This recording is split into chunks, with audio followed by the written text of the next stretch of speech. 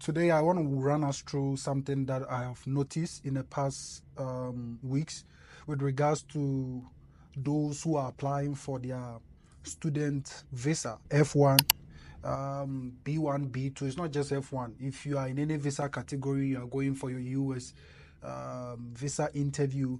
This is something that I've noticed as a result of the free mock sessions that I've been having.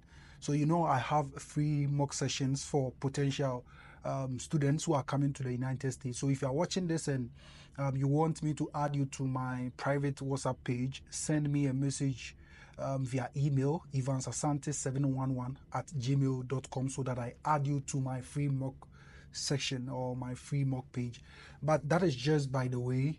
The reason why I'm doing this video is because of what I've noticed in the past weeks. People have gone for their visas, and one way or the other, they were denied as a result of a lack of they not checking the alignment of their documents. Let me break that down. So one thing that I noticed for the past weeks is the fact that people went for their visa interview and they got denied, and it was as a result of inconsistency with their I-20s, their Form I-20s, and that of their additional documents. So let me use this classical example for the sake of confidentiality. I'm not going to mention the person's name.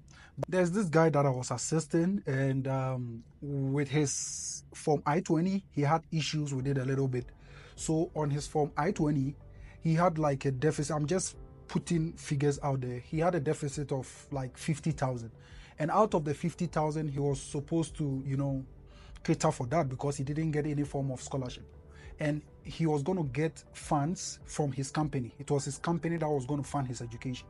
So out of the $50,000, his company was going to fund for $40,000. And he was supposed to provide the additional deficit or the additional funding, which was like 10,000.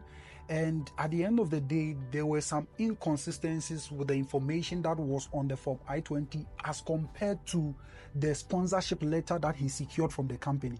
So the sponsorship letter that he secured from the company, they had written 40,000, because actually that was the case, right? The company was funding for 40,000 and he was supposed to provide the additional document. But on the Form I-20, I think the school made a mistake one way or the other, and instead of they putting 40,000 as a company funding or sponsoring the guy, they rather reduce the amount to like 33,000 because the guy provided his personal statement, and his personal statement was enough